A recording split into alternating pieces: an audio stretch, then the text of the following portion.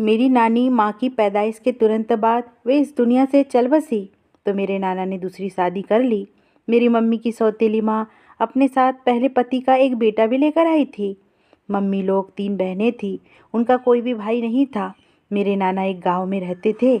अभी मेरी मम्मी 12 साल की थी जब मेरी मम्मी की दोनों बड़ी बहनों की शादियां हो गई और मेरी मम्मी अकेली हो गई। मम्मी की सौतेली माँ मम्मी पर बहुत जुल्म करती थी। नाना के सामने तो मम्मी को कुछ नहीं कहती थी, लेकिन जब नाना सुबह सवेरे खेतों में चले जाते तो वो मम्मी को जगाती और चक्की पर आटा पीसने के लिए बैठा देती। क्योंकि मम्मी कम उम्र की थी तो मम्मी आटा पीसते पीसते तंग जाती थी। तो मम्मी की सौतेली माँ मम्मी को बालों से पकड़ती और कहती कि अगर आज ये सारा आटा ना पिसा तो तुम्हें रोटी का एक निवाला भी नहीं दूंगी। मम्मी की सौतेली माँ मम्मी से घर के सारे काम करवाती। मम्मी को उस वक्त ही सुकून का पल नसीब होता जब नाना घर पर होते। मम्मी ने कभी भी नाना को यह नहीं बताया कि मम्मी की सौतेली माँ उन पर किस कदर जुल्म करती है। मम्मी की बड़ी बहनों को मालूम था कि उनकी सौतेली माँ किस कदर उन पे जुल्म करती है। मम्मी की बड़ी बहन उसने बच्चों की तरह ही प्यार करती थी, पर उनके हाथ में कुछ भी नहीं था। लेकिन मम्मी का भाई बहुत अच्छा था, उसने कभी भी मम्मी के साथ बुरा सलूक नहीं किया था, बल्कि वो मम्मी से बहनों से भी बढ़कर प्यार करता था। यही वजह थी कि मम्मी को भी अपना सौतेला भाई बहुत पसंद था। वह अक्सर अपनी माँ से मम्मी के साथ जुल्म करने की वजह से लड़ पड़ता था।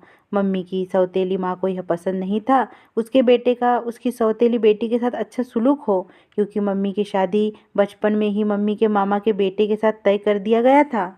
तो मम्मी की सना से कहा करती थी कि जल्दी से पायल की शादी कर दो, मुझे इसके तौर तरीके अच्छे नहीं लगते। यह ना हो सके कि यह हमारा मुंह काला करके ही जाए। नाना को मम्मी की सौतेली माँ की यह बात बहुत बुरी लगी, लेकिन वह खामोश रहे। और एक दिन इसी तरह मम्मी की सौतेली माँ उन्हें मार रही थी तो नाना ने देख लिया था, लेकिन उन्होंने कुछ बोला नहीं।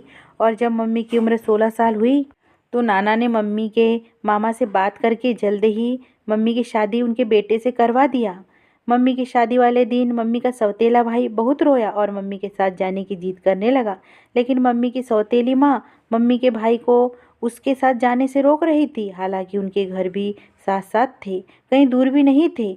जब मम्मी का सौतेला भाई ज़्यादा जिद करने लगा तो मम्मी के मामा नाना से बोला, किशोर भाई, अगर लड़का इतनी जिद कर रहा है तो इसे भी हम अपने साथ ही ले जाते हैं। इसी तरह मम्मी का सौतेला भाई भी उनकी शादी के बाद मम्मी के साथ ही आ गया।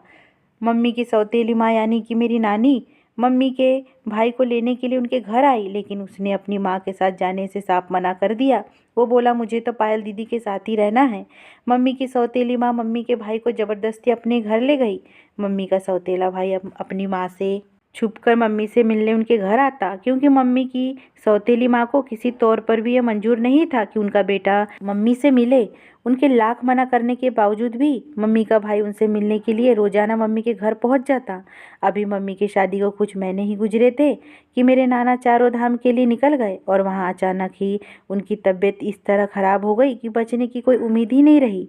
जब नाना को वापस लाया गया तो उनकी आखिरी सांसें चल रही थी। मम्मी मेरे नाना को देखकर बहुत रोती। उन दिनों मम्मी और उसकी बहनों ने नाना की बहुत देखभाल की। मम्मी सारा सारा दिन नाना के पास रहती और शाम को वापस घर आ जाती। एक रात जब मम्मी वापस घर आई तो मम्मी को कहीं पे भी सुकून नहीं आ रहा था। एक अजीब किस्म की बेचैनी थी जो मम्मी को परेशान कर रही थी। मम्मी के परिवार से कुछ देर बाद मम्मी का सौतेला भाई मम्मी को बुलाने के लिए आया। उसने बताया कि नाना अब इस दुनिया में नहीं रहे। यह सुनना ही था कि मम्मी चिल्ला चिल्ला कर रोने लगी। एक तरफ तो मम्मी को नाना के जाने का दुख था, तो दूसरी तरफ यह परेशानी थी कि अब मम्मी की सौतेली माँ मम्मी की उसकी बहनों के साथ मेलजोल खत्म कर देंगी। नाना के निधन के बाद मम्मी को जिस बात का डर था वही हुआ। मम्मी की सौतेली माँ ने मम्मी लोगों को सख्ती से मना कर दिया कि अब उनका नाना के घर से कोई लेना देना नहीं, क्योंकि बाकी सारी जायदाद मम्मी और उसकी बहनों के नाम थी और घर नाना ने मम्मी की सौतेली माँ के नाम कर दिया था। इसलिए मम्मी उनकी बहनों का उस घर में आना जाना पूरी तरह पर बंद कर दिया गया। और भगवान का कर्म ऐसा हुआ कि नाना के निधन के कुछ दिन बाद ही अचानक मम्मी की सौतेली माँ को भी हार्ट अटैक आया और वह भी इस दुनिया से चल बसी। मम्मी की सौतेली माँ की इस दुनिया से चले जाने के बाद मम्मी का सौतेला भाई इस दुनिया में अकेला रह गया। मम्मी के अलावा ऐसा कोई भी नहीं था जो उसकी देखभाल करता, क्योंकि शुरू से ही वह मम्मी के साथ बहुत था। इसलिए मम्मी ने उस घर को ताला लगाया और बहते हुए आंसू के साथ अपने भाई को अपने घर ले आई। मम्मी अपने भाई से अपने बच्चों से भी बढ़कर प्यार करती थी। मम्मी ने कभी यह फर्क नहीं किया था कि वो मेरा सौतेला भाई है, बल्कि वह तो मम्मी को अपने सगे भाइयों से भी बढ़कर था, क्योंकि मम्मी के भाई का बचपना था। इसलिए मम्मी अपने भाई के हर लाल लड़ाती और उसकी हर इच्छा पूरी करती थी। यूं ही समय गुजरता गया। देखते ही देखते भगवान ने मेरी मम्मी को 2 बेटियां से नवाजा और मेरी बहन का भी मम्मी ने नाम प्रीति और सपना रखा, जो कि मम्मी को बहुत पसंद आया। वह हम दोनों बहनों से बहुत प्यार करती थी। मम्मी तो ज़्यादातर कामों में लगी रहती, तो मामा ही हमारी देखभाल करते। वो 1 मिनट के लिए भी हम दोनों बहनों को अकेला नहीं छोड़ते थे। उनके इस कदर प्यार की वजह से हम दोनों बहनें भी उनसे बहुत अटैच हो गई थी। यूं मम्मी को अपने सौतेले भाई का बहुत सहारा था। जब कभी पापा कोई काम ना करते, किसी काम में लापरवाही करते, तो मम्मी वो काम मामा से कहती तो वो मिनटों में कर देते। उन्होंने कभी भी मम्मी को किसी काम के लिए नहीं मना किया था और वह हमेशा घर के कामों में भी मम्मी का हाथ बटाया करते थे और हमेशा मामा मामी से कहा करते थे कि दीदी आराम भी कर लिया करो, वरना बीमार पड़ जाऊंगी। मैं नहीं चाहता कि माँ और पापा के गुजर जाने के बाद तुम भी मुझे छोड़कर चली जाओ। तो मम्मी उसे अपने साथ लगाती और प्यार करती और कहती, मैं तुम्हें छोड़कर कहीं नहीं जाऊंगी। मम्मी की शादी को 13 साल हो चुके थे। हम दोनों बहनें, जो कि जुड़वा थी, हम दोनों 12 साल की थी। मामा हमसे काफ़ी बड़े थे। जैसे उन्हें मम्मी बहुत प्यारी थी, वैसे हम दोनों बहनों से भी बहुत प्यार करते थे। वो हम दोनों बहनों को 1 मिनट के लिए भी आंखों से ओझल नहीं होने देते थे। हमें भी मामा की आदत हो गई थी। हम दोनों तो उनके बगैर खाना भी नहीं खाती थी। मामा हमसे इतने बड़े होने के बावजूद भी हमारे साथ बच्चों की तरह खेलते थे। वो हमारी हर खुशी का ख्याल रखते। अगर कभी हम बीमार पड़ जाते तो मम्मी से ज़्यादा उनको हमारी फिक्र लगी होती थी। लेकिन पता नहीं कुछ दिनों से मामा में बहुत बदलाव आ गया था। वो ना तो हमारे साथ खाना खाते और ना ज़्यादा हमसे बातचीत करते। अगर कभी हम दोनों बहनें मामा से कहती कि अब ना तो आप हमारे साथ खाना खाते और ना ही खेलते हो, तो मामा, जो कभी हमारे साथ इतनी नरमी से बात करते थे, उनका अंदाज इस कदर कड़क होता कि हम दोनों बहनें डर जाती। मम्मी पापा ने भी इस बात को बहुत नोटिस किया। मम्मी ने कई बार मामा से पूछा कि विशाल, आखिर क्या बात है? तुम क्यों इतने चिड़चिड़े से सीधे मुंह बात ही नहीं करते हो? तो मामा एकदम से भड़क उठे और बोले, दीदी, क्या मेरी खुशियों पर कोई मेरा हक नहीं है? मेरी खुशियाँ सिर्फ इसी में नहीं कि मैं आप लोगों को खुश रखूं और आप लोगों का नौकर बनकर रहूं। मम्मी मामा का यह रूप देखकर बहुत हैरान हो रही थी। वह भाई जो मुझे अपनी जान मानता था, अब मेरे सामने कैसी बात कर रहा था। मम्मी को कुछ भी समझ नहीं आ रहा था। आखिर मामा की ऐसी बातें करने की क्या वजह है? मम्मी हैरानी से मामा की तरफ देखने लगी तो मामा गुस्से से उठकर बाहर चले गए। हम दोनों बहनें भी वही कोने में खड़ी थी। मम्मी ने हमें अपने पास बुलाया और साथ लगाते हुए बोली, सपना, प्रीति, तुम लोग फिक्र ना करो। पता नहीं तुम्हारे मामा को किस बात का गुस्सा है। उसका गुस्सा जल्दी ठंडा हो जाएगा। वह घर आता है तो मैं उससे बात करूंगी। पता नहीं क्यों आजकल उसका दिमाग खराब हुआ पड़ा है। रात को काफ़ी देर से मामा घर आए तो मम्मी बात करने के लिए मामा के कमरे में गई। मामा मम्मी के साथ इस कदर ऊंची आवाज़ में बोल रहे थे कि आवाज़ हमारे कमरे तक आ रही थी। कुछ देर बाद आवाज़ आना बंद हो गई। जब मैं और सपना कमरे से निकलकर बाहर आए तो हमने देखा कि मम्मी मामा के कमरे में बहुत दुखी सी बाहर आई। वह खुद से बेखबर चल रही थी। मम्मी की हालत देखकर ऐसा लग रहा था जैसे मम्मी ने कोई बहुत बड़ी टेंशन ले ली हो। हम समझ गए कि ये सब तो मामा का किया धरा है। उस दिन के बाद से मम्मी का ब्लड प्रेशर बहुत हाई रहने लगा और वो चुप चुप सी रहने लगी थी। किसी से कोई बात नहीं करती थी। पापा के लाख पूछने पर भी मम्मी ने उन्हें कुछ नहीं बताया कि उनके और मामा के दरमियान क्या बात हुई है और वह क्यों इतना परेशान रहती है। जब कभी पापा मम्मी से पूछते तो वह बात को टाल देती, कहती कि मेरी तबीयत ठीक नहीं रहती है, इसी वजह से मेरा ज़्यादा बोलने को दिल नहीं चाहता। एक दिन रात को मम्मी सारी रात रोती रही और सुबह के समय अचानक मम्मी की तबीयत बहुत बिगड़ गई कि हमें उन्हें तुरंत अस्पताल ले जाना पड़ा। हैरान करने वाली बात तो यह थी कि जब मम्मी की तबीयत बहुत ख़राब थी, उस दिन भी मामा सुकून की नींद सो रहे थे। उन्हें यह तक ख्याल ना आया कि मेरी बहन मुझसे किस कदर प्यार करती है, तो कभी उन्हें तकलीफ में नहीं देख सकते थे। अब वो इतनी तकलीफ में थी तो उन्होंने मम्मी की भी खबर नहीं ली। पापा को भी इस बात का बहुत गुस्सा आया। खबर तक नहीं की। बचपन से लेकर आज तक हमने इसे अपने बच्चों की तरह पाला, अपने बच्चों की तरह प्यार किया। जब हम इतनी टेंशन में हैं तो इसने हमें अकेला छोड़ दिया। अपनी बहन की खबर तक नहीं ली कि वह किस हाल में है। जी रही या मर गई। मम्मी को आईसीयू में एडमिट कर लिया गया। मम्मी का ब्लड प्रेशर बहुत हाई था। डॉक्टर्स का कहना था कि उनका ब्रेकडाउन भी हो सकता है। डॉक्टर्स ने मम्मी का ब्लड प्रेशर नॉर्मल करने की बहुत कोशिश की, लेकिन मम्मी का ब्लड प्रेशर था कि नॉर्मल होने का नाम ही नहीं ले रहा था। पता नहीं कौन सी टेंशन थी जो मम्मी अपने दिमाग में लिए फिर रही थी। दोपहर के 2 बजे का टाइम था। जब मामा हॉस्पिटल आए पापा से तो उन्होंने कुछ बात नहीं की। वह सपना से बोले, तुम्हारी मम्मी की तबीयत कैसी है? सपना खामोश रही, क्योंकि वह जानती थी कि इसकी वजह मामा ही है। मामा की दी हुई टेंशन की वजह से आज मेरी मम्मी हॉस्पिटल में है और ज़िंदगी और मौत के बीच फंसी हुई है। हमें खामोश पाकर मामा डॉक्टर से मिलने के लिए उसके कमरे में चले गए। कुछ देर के बाद जब वह डॉक्टर के कमरे से निकले तो उनके चेहरे पर एक अजीब सी मुस्कुराहट थी, जिसको हम ना जान सके। जब पापा ने डॉक्टर से पूछा तो डॉक्टर ने बताया कि वह आपकी बीवी के बारे में पता कर रहे थे। मैंने उन्हें बताया कि उनकी हालत बहुत सीरियस है तो वो मुस्कुराने लगे। वो सुनने के बाद पापा को मामा पर बहुत गुस्सा आया कि कैसा खुदगर्ज भाई है जिसे अपनी बहन की जरा भी परवाह नहीं। अगर उसकी बहन इसे ना संभालती तो आज यह दरबदर की ठोकरें खाता फिरता। यह अपनी बहन का शुक्रगुजार होने के बजाय अपनी बहन की बीमारी का सुनकर खुश हो रहा है। भगवान ऐसा भाई किसी को ना दे। मैं तो शुरू दिन से ही मना कर रहा था कि वह विशाल को अपने साथ इस घर में ना रखे, क्योंकि सौतेला तो सौतेला ही होता है। मगर नहीं, तुम्हारी मम्मी के सर पर तो इसे अपने घर रखने का भूत सवार था। आज जब वह खुद मौत के मुंह में है तो इस भाई को उसकी कोई परवाह नहीं। दिन ब दिन मम्मी की हालत खराब होते जा रही थी। डॉक्टर से भी उम्मीद छोड़ चुके थे। रो रो कर हम दोनों बहनों का बुरा हाल था। हम मम्मी के लिए भगवान से बहुत प्रार्थना करती थी। मम्मी हॉस्पिटल में थी जब मम्मी का ब्लड प्रेशर इस कदर हाई हुआ कि हाई ब्लड प्रेशर की वजह से मम्मी को लकवा मार गया। उनका बायां हिस्सा बिल्कुल ख़राब हो गया। डॉक्टर्स ने मम्मी को हॉस्पिटल से डिस्चार्ज कर दिया। हम उन्हें घर ले आए। पापा बहुत परेशान थे क्योंकि मम्मी सिर्फ चारपाई की होकर रह गई थी। मम्मी की देखभाल के लिए पापा ने एक औरत रखी जो मम्मी को टाइम पर खाना खिलाती, टाइम पर मम्मी को दवा देती। इस दौरान भी मामा ने मम्मी का हाल ख्याल तक न पूछा। वह सुबह को घर से निकलते शाम को आते। वह घर वालों से पूरी तौर पर अलग हो चुके थे। उन्हें इससे कोई फर्क नहीं पड़ता था कि कौन मर रहा है और कौन जी रहा है।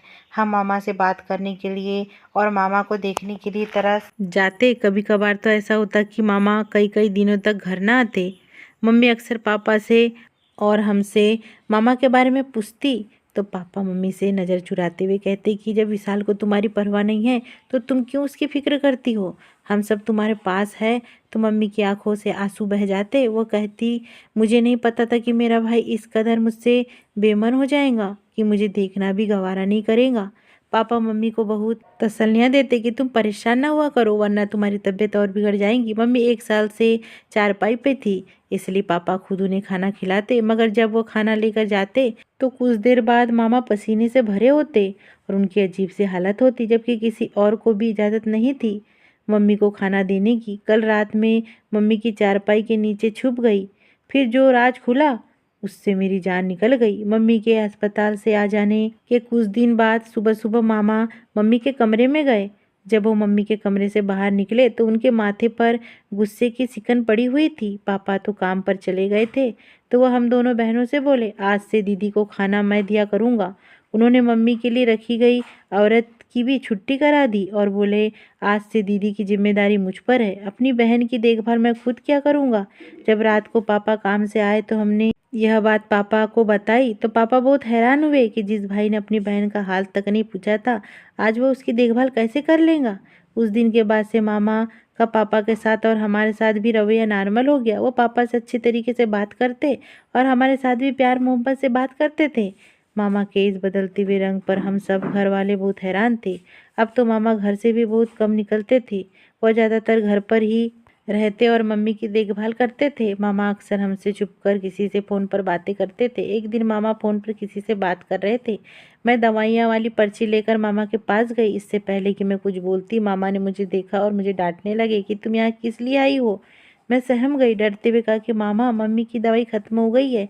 मैं इसलिए आई थी कि आपको यह पर्ची दे दूँ ताकि आप मम्मी के लिए दवाइयाँ ले आए। मामा ने मुझसे दवाई वाली पर्ची छीनी और बोले, जाओ यहाँ से दफ़ा हो जाओ। मैं वहाँ से तेज तेज कदम उठाते हुए मम्मी के कमरे में आ गई। मम्मी मुझे यूं सहमा हुआ देखकर बोली, प्रीति क्या हुआ, तुम इतनी घबराई क्यों हो? मैं बोली, मम्मी मामा फ़ोन पर किसी से बात कर रहे थे। जब मैं उनके पास दवाई की पर्ची लेने के लिए गई तो उन्होंने मुझे बहुत डांटा। मम्मी बोली, तुम्हें विशाल के पास जाने की क्या ज़रूरत थी? उसका तो दिमाग खराब हो गया है कि बच्चों को भी बिना वजह डांट देता है। एक दिन पापा सुबह सवेरे काम पर चले गए। हम दोनों बहनों ने मम्मी के लिए नाश्ता तैयार किया। मामा किचन में आए और मम्मी के लिए नाश्ता लेकर मम्मी के कमरे में चले गए। जाने से पहले मामा हम दोनों बहनों से बोले कि मैं दीदी को नाश्ता करा दूंगा, तुम लोग यहीं किचन में रहना, कमरे में मत आना। काफ़ी देर बाद जब मामा मम्मी के कमरे से निकले तो वह पसीने से भीगे हुए थे। उनकी हालत अजीब सी थी। मम्मी को नाश्ता करवाने के बाद मामा ने अपने कमरे से कुछ सामान लिया और बाहर निकल गए। जब हम दोनों बहनें मम्मी के कमरे में गए तो मम्मी रो रही थी। हमने मम्मी से उनके रोने की वजह पूछी तो मम्मी ने हमारी बात को टाल दिया और हमें कुछ नहीं बताया। संडे वाले दिन पापा को काम से छुट्टी थी। हम दोनों बहनों का रोज़ का पता था कि हम सबसे पहले मम्मी के लिए नाश्ता तैयार करती थी। तो हमने पापा के लिए नाश्ता तैयार किया तो पापा बोले, लाओ मुझे दो नाश्ता, मैं तुम्हारी मम्मी को आज अपने हाथों से नाश्ता करवाऊँगा। मामा का कमरा चूँकि छत पर था, मामा सीढ़ियों से नीचे उतरते हुए आए और बोले, अरे भाई, आप क्यों दीदी को नाश्ता करवाओगे? मैं हूँ ना, आप यह जिम्मेदारी मुझ पर छोड़ दो। पहले भी तो मैं ही दीदी को नाश्ता करवाता हूँ, मेरे होते हुए आपको यह सब करने की ज़रूरत नहीं है। इतनी देर में दरवाजे को किसी ने खटखटाया और पापा का कोई दोस्त पापा से मिलने के लिए आया था। तो पापा बाहर निकल गए। मामा ने सपना से नाश्ता लिया और लेकर मम्मी के कमरे में चले गए और दरवाज़ा बंद कर लिया। मामा को मम्मी के कमरे में गए हुए काफ़ी देर हो गई थी। काफ़ी ज़्यादा देर होने के बाद मामा ने दरवाज़ा खोला और कमरे से बाहर निकले तो मामा की हालत वही थी जैसे कि हर रोज़ होती थी। मेरी तो कुछ समझ में नहीं आ रहा था कि ये सब क्या हो रहा है। मैं जानना चाहती थी कि आखिर वजह क्या है कि मामा इतनी देर तक मम्मी के कमरे में बंद रहते हैं और जब बाहर निकलते तो पसीने से भीगे होते हैं और उनकी हालत अजीब सी होती है। मैंने सच पता लगाने का फैसला किया कि मैं किसी न किसी तरह यह पता लगा कर ही रहूँगी कि आखिर मामा इतनी देर तक मम्मी के कमरे में करते क्या है और उनकी हालत इस तरह अजीब सी क्यों होती है। मैं बस मौके की तलाश में थी। यह काम आसान तो नहीं था लेकिन छुपकर पता लगाया जा सकता था। मैं सोचने लगी कि आखिर क्या करूं, कैसे पता लगाऊं। और फिर मेरे दिमाग में यह भी डर था कि अगर मामा को पता लग गया तो वो बहुत गुस्सा होगी और मुझे डांट देंगे। एक दिन जब मामा नाश्ता लेने के लिए किचन में आ गए तो मैं जल्दी से किचन से निकली और मामा के पीछे से होते हुए फटाफट से मम्मी के कमरे में चली गई ताकि मैं सच्चाई का पता लगा सकूं। मैं मम्मी की चारपाई के नीचे छुप गई। कुछ देर के बाद मामा अपने हाथ में नाश्ते की थाली लिए कमरे में आए। उन्होंने अंदर से दरवाज़ा लॉक कर दिया। मेरे दिल की धड़कन तेज हो गई कि पता नहीं मामा क्या करने वाले हैं। मुझे यह भी डर था कि कहीं मामा को पता न चल जाए कि मैं चारपाई के नीचे छुपी हुई हूँ तो मामा का वह चेहरा मुझे कभी भी नजर न आता जो कि मैंने उस दिन देखा था। हम सब घर वाले तो समझते थे कि शायद मामा का रवैया मम्मी की तबीयत खराब होने की वजह से है और अब वो नॉर्मल हो गए हैं, मगर हम सब गलत थे। मामा तो ये सब किसी बहुत बड़े मकसद के लिए कर रहे थे। मम्मी की देखभाल तो बस एक दिखावा था जो कि वो कर रहे थे। अफसोस तो मुझे इस बात का था कि मम्मी ने सब कुछ जानते बुझते हुए भी पापा और हमसे ये सब छुपा रखा था। पता नहीं वह सब किसी नुकसान से बचने के लिए कर रही थी या वो अपने भाई को खोना नहीं चाहती थी। मामा ने मम्मी को खाना खिलाया। खाना खिलाने के बाद मामा ने जेब से कुछ कागज़ निकाले और मम्मी से बोले, दीदी, आज मैं आखिरी बार तुमसे कह रहा हूँ, इन कागज़ों पर दस्तखत कर दो। अगर आज तुमने ऐसा नहीं किया तो मैं हमेशा हमेशा के लिए आप सब लोगों को छोड़कर चला जाऊँगा। मेरी खुशियों की खातिर तुम इतना तो कर ही सकती हो।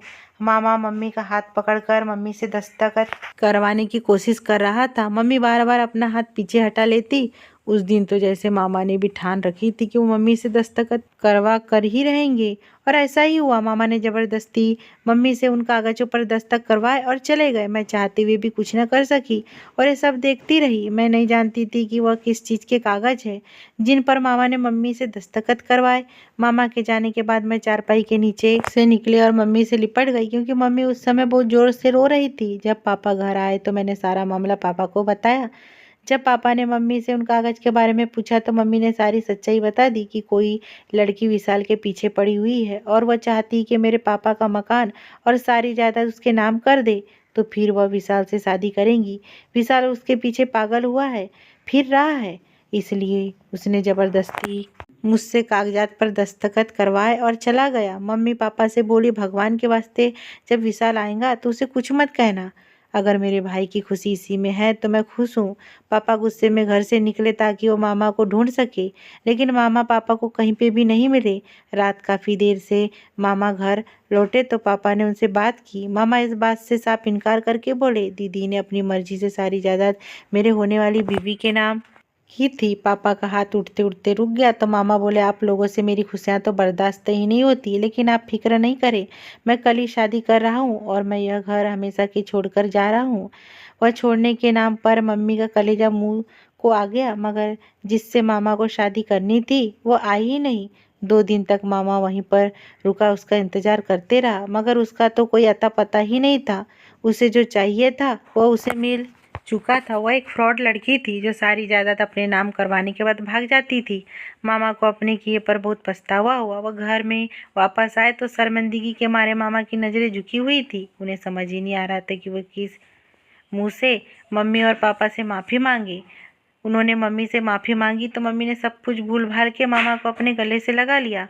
पापा जो कि पहले बहुत गुस्से में थे, अब वह खुश नजर आ रहे थे। पापा मामा से बोले, विशाल, एक खेल तुमने हमारे साथ खेला, उसके बदले एक खेल मैंने तुम्हारे साथ खेला। वह कागजात जिन पर तुमने अपनी दीदी के दस्तखत लिए थे वो नकली थे, क्योंकि मैं तुम्हारा इरादा पहले से ही जान चुका था, इसलिए मैंने वो कागजात बदल दिए थे। वो कागज जो तुमने उस लड़की को दिए थे वो नकली थे, जबकि असली कागजात तो मेरे पास है। मामा अपने आंसू पोंछते हुए पापा के गले लग गए। हम सब घर वालों ने मामा को दिल से माफ़ कर दिया। इस बात को बीते हुए 7 साल हो चुके हैं। मम्मी पहले से काफ़ी बेहतर है। मम्मी ने देखभाल के मामा की शादी एक बहुत अच्छी लड़की से करवा दी थी और मामी बहुत अच्छी है। वो मामा के साथ साथ हम सबका भी बहुत ख्याल रखती है। आज भी जब कभी मामा उस हादसे को याद करते हैं तो भगवान का शुक्र करते हैं जिसने इतना बड़ा नुकसान होने से बचा लिया, और यह सब उनके अपनों की वजह से हो सका। अगर ये स्टोरी आपको पसंद आई हो दोस्तों और चैनल पे नए हो तो प्लीज़ चैनल को सब्सक्राइब और वीडियो को लाइक कर दीजिए। धन्यवाद।